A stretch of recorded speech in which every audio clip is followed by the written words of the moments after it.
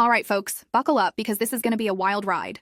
I'm sitting here in my home office looking at the lease agreement my parents just signed to rent the basement apartment in my house, and I can't help but laugh at how the tables have turned. But let me back up and tell you how we got here.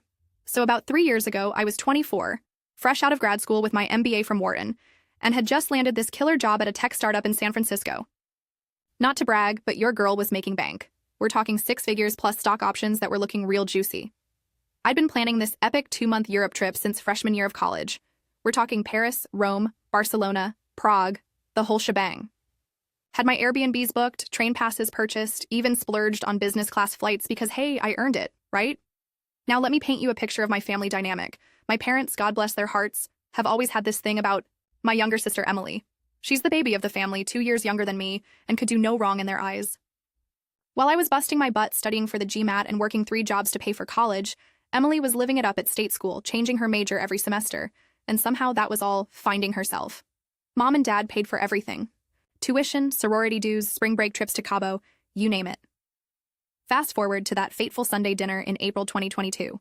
I'm there talking about my Europe trip, showing them my itinerary on my iPad when Emily drops the bomb. She's getting married to Kyle, a guy she'd been dating for all of 8 months, a guy who, and I'm not making this up, she met at a Dave & Buster's.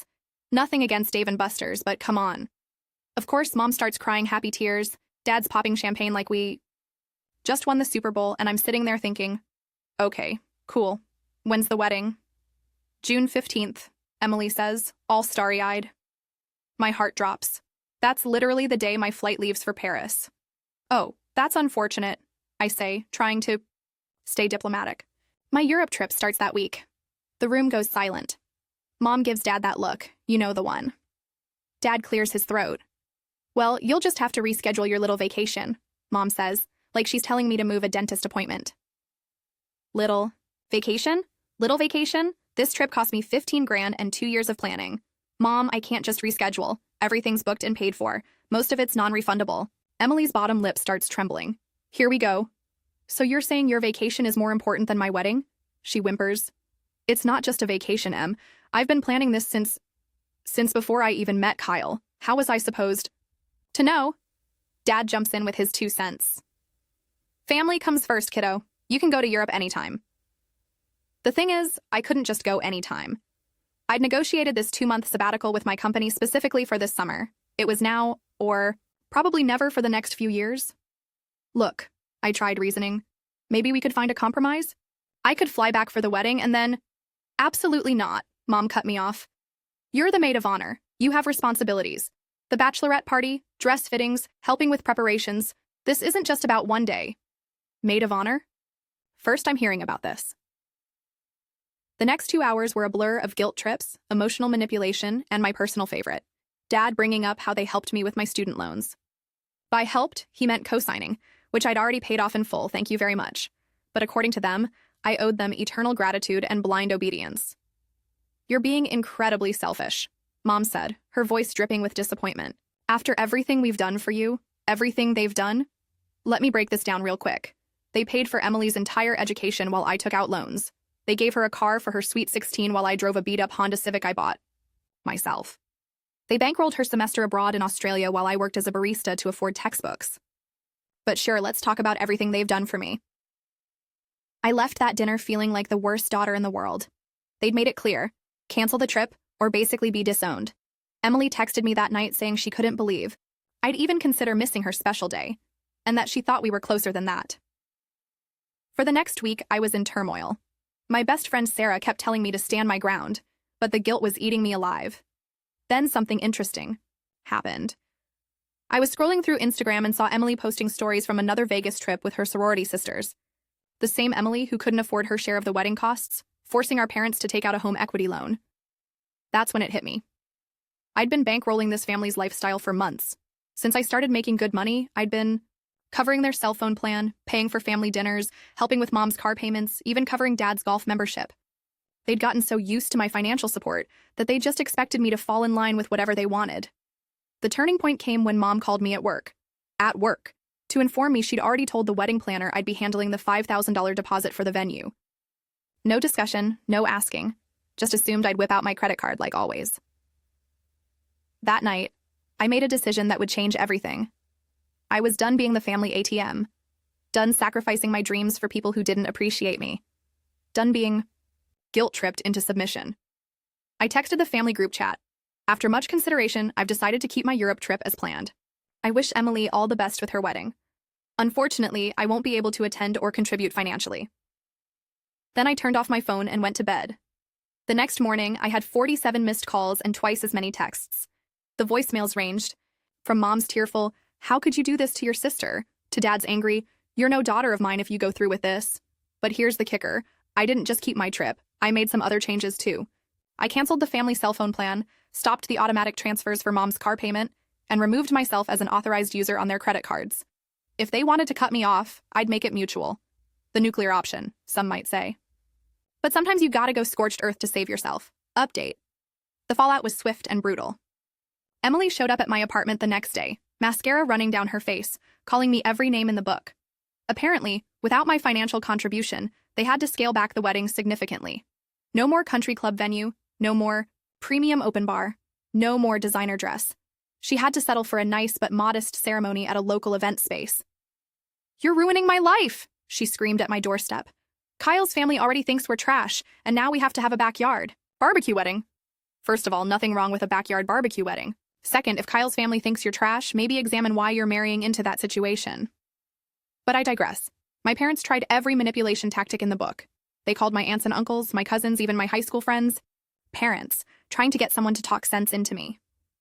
The family narrative was that I was having some kind of quarter-life crisis, that I was being influenced by toxic friends, that I'd lost my way. The reality? I'd finally found it. 2 weeks before my departure, Dad showed up at my office. Security had to escort him out when he wouldn't leave.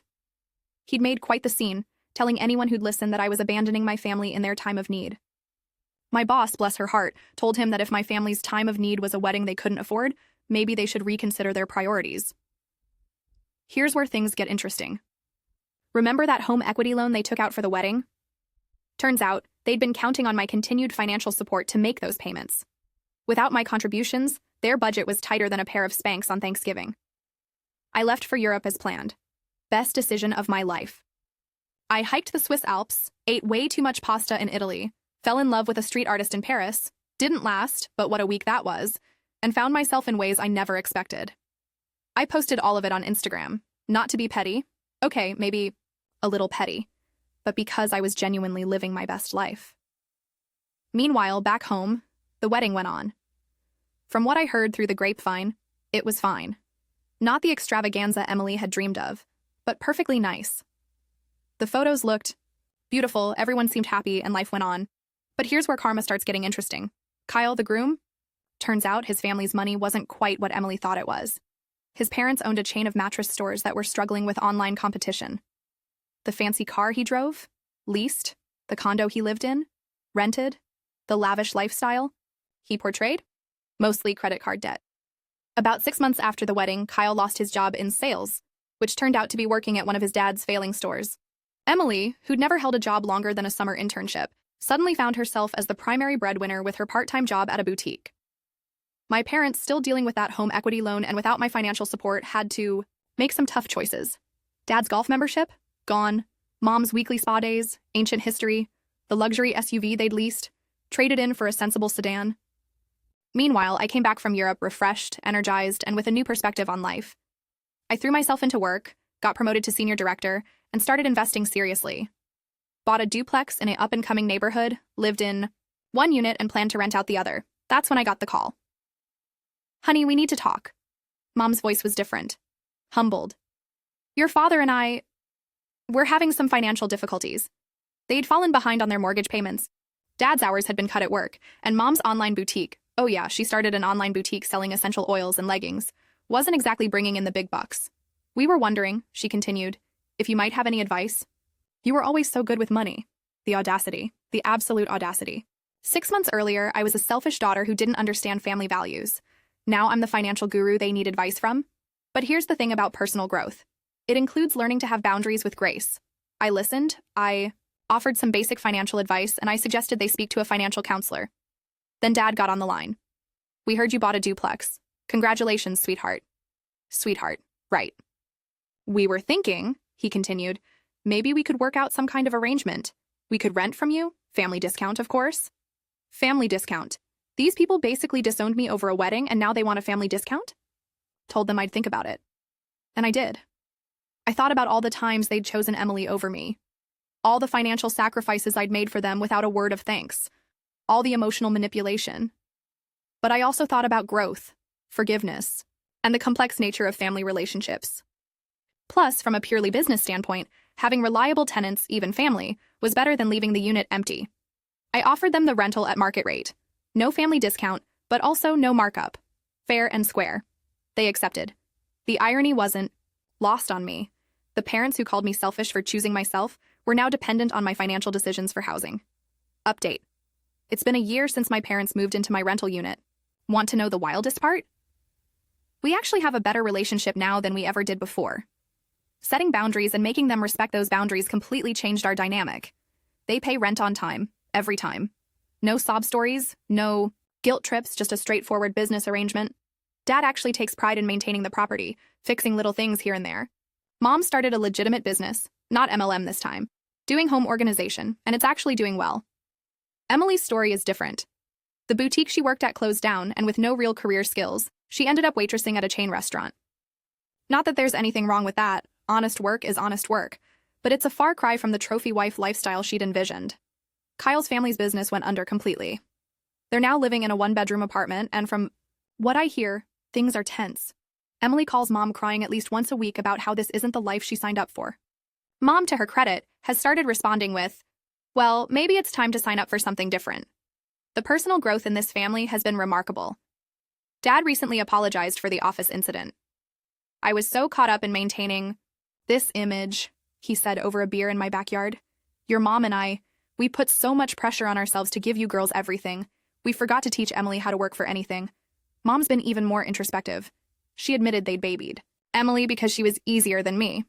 I was always so independent, so driven, that they figured I didn't need them as much. Classic parenting mistake, giving more attention to the squeaky wheel while ignoring the one that's actually carrying the load. Last month, Emily asked if she could talk to me.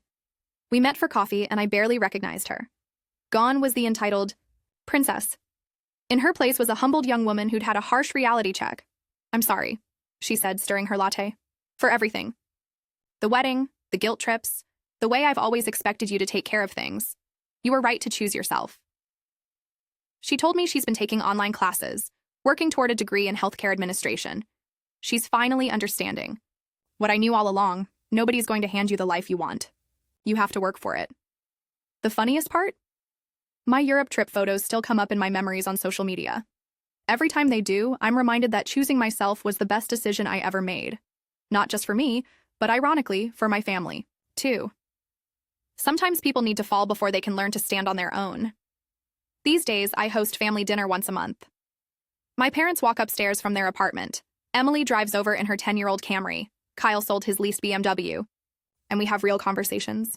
No guilt trips, no financial expectations, just family being family. Dad's even started sharing investment tips he's learned from some podcasts I recommended. Mom's business is growing, and she's actually good at it. Emily's grades in her online program are excellent. Turns out she's pretty smart when she applies herself. As for me, I'm planning my next big trip. Southeast Asia this time. Already have the time off approved, flights booked, and itinerary planned. When I told the family, you know what they said? Send pictures, and be safe. No guilt, no manipulation, just genuine well wishes. Character development. Who would have thought? The best part is when Emily voluntarily offered to house sit for me while I'm gone. It's the least I can do, she said. Plus, I could use the quiet study time. My parents now tell their friends how proud they are of both their daughters. Emily for finally growing up and taking responsibility for her life. And me for having the courage to break the cycle of codependency that was holding us all back. You saved this family by refusing to enable us anymore, Mom told me recently. We needed that wake-up call. Do I sometimes wonder how things would have been if I'd canceled my Europe trip and played the good daughter role? Sure. But then I look around at my house, my healthy relationship with my family, my successful career, and most importantly, my self-respect. And I know I made the right choice. The Europe photos on my wall aren't just memories of beautiful places. They're reminders that sometimes the most loving thing you can do for people is let them figure things out for themselves. Tough. Love, maybe, necessary? Absolutely. Final update, quick update for anyone still following this saga. Emily just graduated with honors from her healthcare administration program. She landed a job at a major hospital system. Starting salary, higher than what Kyle ever made. She's already apartment hunting and talks about buying her own place someday. My parents' rental lease is up for renewal. They're staying, but guess what? They voluntarily offered to pay a small increase to match market rates. It's only fair, Dad said. You're running a business, not a charity. Mom's home organization business is booming. She just hired her first employee.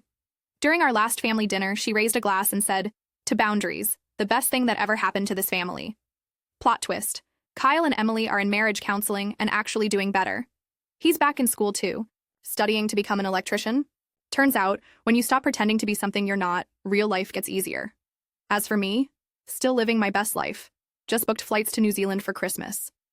When I told the family, Emily said, "Take lots of pictures, maybe I'll save up and join you next time." Maybe she will. And that would be pretty cool. Funny how standing up for yourself can save relationships instead of destroying them. Who knew?